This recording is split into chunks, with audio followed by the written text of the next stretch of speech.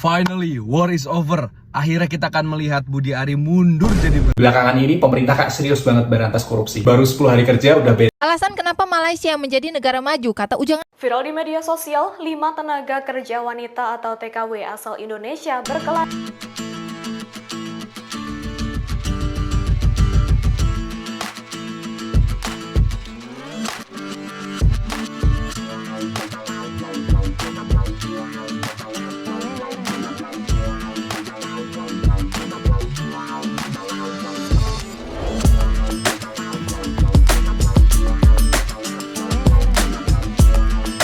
Assalamualaikum warahmatullahi wabarakatuh. Berjumpa kembali dengan Romlia Pratama. Teman-teman sahabatku semuanya, gimana kabar kalian?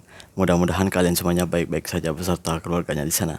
Teman-teman sahabatku, buat kalian yang baru gabung, yang baru nonton video ini, silahkan di subscribe dulu, di like dan di komen guys. Buat teman-teman sahabatku yang udah ngedukung support channel ini, terima kasih. Mudah-mudahan kalian semuanya diberikan keberkahan umur, keberkahan rezeki, dimudahkan segala urusannya, baik urusan dunia maupun urusan akhirat. Amin ya rabbal alamin. Teman-teman sahabatku semuanya, ini guys, seperti biasa guys, kita akan nge-reaction beberapa video yang lagi viral hari-hari ini guys. Seperti apa videonya? Ini dia guys. Finally, Oke, war is ini dia, over. guys. Akhirnya kita akan melihat Budi Ari mundur jadi menteri. Bahkan Wah. berpotensi di penjara karena terlibat dalam Bagus lah. perlindungan kasus judi online. Mas Budi, setelah urat malu Anda putus, ngurus Kominfo nggak begitu becus, pusat data kita bocor berhari-hari, dan masih sempet-sempetnya jilat-jilat Jokowi, dan gak mau mundur-mundur jadi menteri. Sekarang akhirnya Anda kena karmanya juga. Ya, breaking newsnya adalah ada 16 orang yang ditersangkakan karena dianggap melindungi judi online. Dan 12 diantaranya adalah pegawai Komdigi atau Kominfo zamannya Budi Ari. Jadi pegawai-pegawai Komdigi ini melindungi 1000 lebih situs judi online. Dengan satu situs, mereka pala kalau nggak mau di take down harus bayar 8,5 juta rupiah. Dan dalam 1 bulan mereka bisa dapat 8,5 miliar. Gila, udah sakit.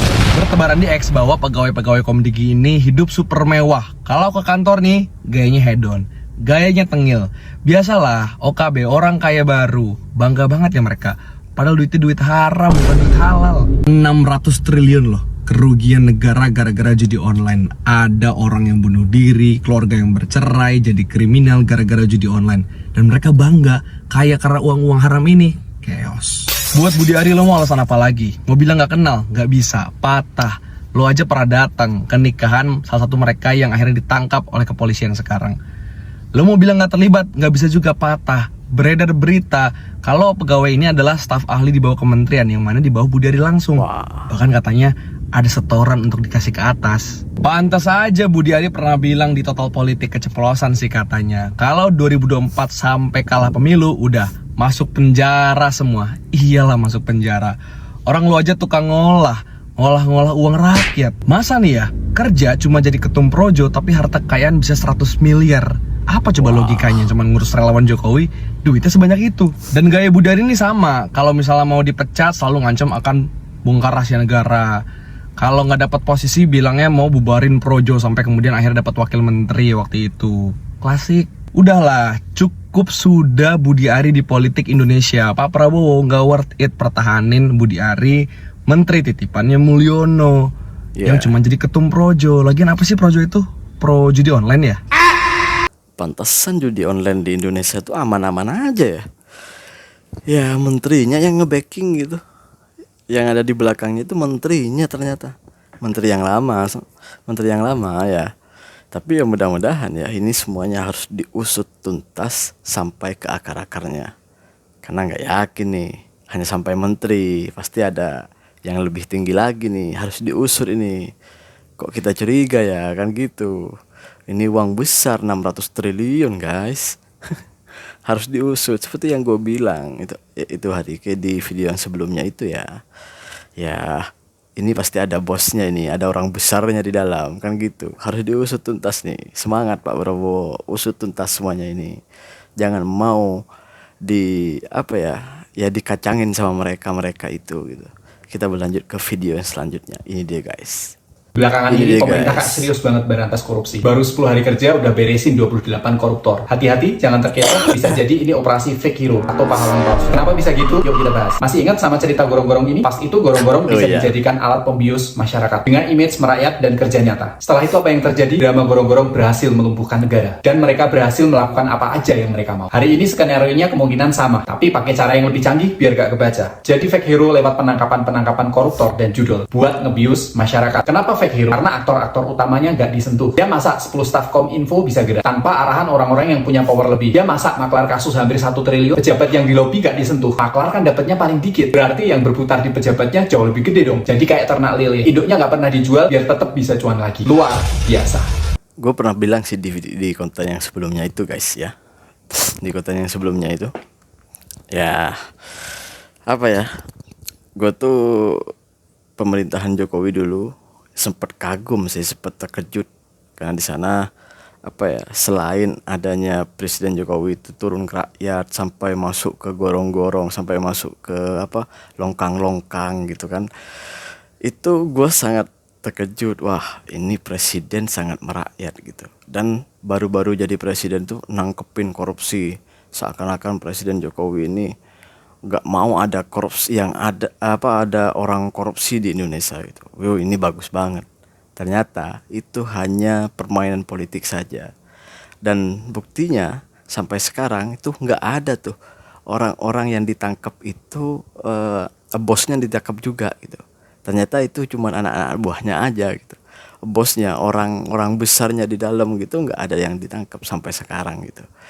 Jadi ini pun yang penangkapan yang baru ini kayaknya motifnya sama, hanya anak-anak buahnya saja, hanya pekerjanya aja tuh yang ditangkap gitu. Sedangkan bos-bosnya, pemeran utamanya gitu, ini nggak ada yang ditangkap ini. Tapi mudah-mudahan setelah penyelidikan ini bos-bosnya ini ditangkap, bukan hanya anak buahnya, bukan hanya orang bawahnya aja yang ditangkap gitu. Bosnya harus dicari. Mudah-mudahan Pak Prabowo bisa melakukan itu, nggak sama seperti Jokowi dulu gitu. Kita berlanjut ke video yang selanjutnya. Ini deh guys. Alasan Ini kenapa dia, guys. Malaysia menjadi negara maju, kata Ujang Arif. Oke. Rakyatnya suka jalan-jalan ke luar negeri, tiketnya murah. Harga Ya. BBM di Malaysia lebih murah. Kualitas Pasti. pendidikannya lebih bagus. Ya. Persaingannya ketat, kerja keras dalam belajar. Multicultural. Bahasa Inggrisnya aktif. Individualis, kesannya judes dan gak ramah. Banyak didatangi orang asing, airportnya tuh sibuk banget. Harga Banget. tiket murah kemana-mana. Pemerataan Betul. ekonomi. Paspornya kuat, boleh masuk ke ratusan negara. Ya. Hukumnya lebih bagus, jadi investasi asing tuh banyak masuk. Indonesia itu bagus, tapi kalau kalian ke Malaysia, itu kerasa banget ketertinggalannya. Bahkan Jepang, New Zealand, Korea, China, alamnya lebih spektakuler. Realita aja dulu. Kata Ujang Arif centang biru di Instagram. Ya realitanya memang seperti itu, mau ngapain kita? Faktanya memang seperti itu, mau ngapain kita? Kita mau berkuar-kuar di sosial media, mau mengatakan bahwa kita lebih maju lagi nih lagi tuh, nggak ada gunanya. Coba kalian datang ke Malaysia dan rasakan sendiri di Malaysia itu seperti apa gitu. Pasti kalian wah. Kita berlanjut ke video yang selanjutnya. Ini dia guys.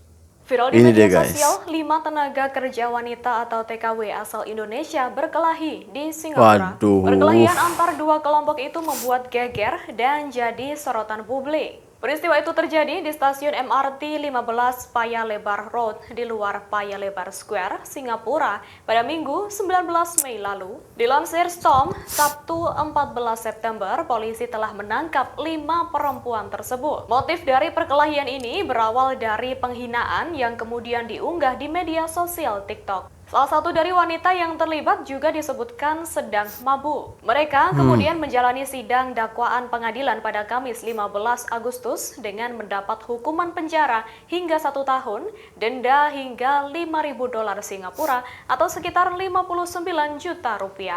Gak habis-habis hal seperti ini nih. Ini TKW perempuan loh. Waduh.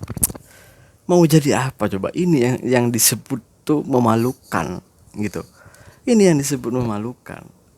Kok malah ada orang yang bilang itu, yang jadi pengkritik pemerintah, yang aktif di sosial media mengkritik pemerintah, malah itu yang dikatakan memalukan negara. Kalian nggak lihat seperti ini gitu?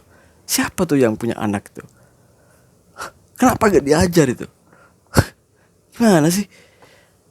Ini yang memalukan seperti ini nih. Coba, ini bukan kejadian satu kali ini loh. Bukan hanya di Singapura, tapi pernah beberapa bulan yang lalu itu di Taiwan, di Hong Kong. Coba, perempuan loh yang membuat seperti ini loh. Kalau dulu-dulu yang laki-laki ada di Malaysia, di Taiwan, di Hong Kong juga pernah. Mau jadi apa coba? Mau jadi preman di negara orang. Ingat sama apa di negara kita? Gak sama, bray. Lu meresahkan warga yang ada di kota itu, ditangkap kalau di luar negeri. Iya, kalau di tempat kita minta maaf udah. Jangan samakan di negara kita dengan di tempat lain. Jangan sok-sokan jadi preman. Waduh, bukannya membawa nama baik bangsa. Terima kasih buat semuanya. Assalamualaikum warahmatullahi wabarakatuh. Jangan lupa sholawat guys.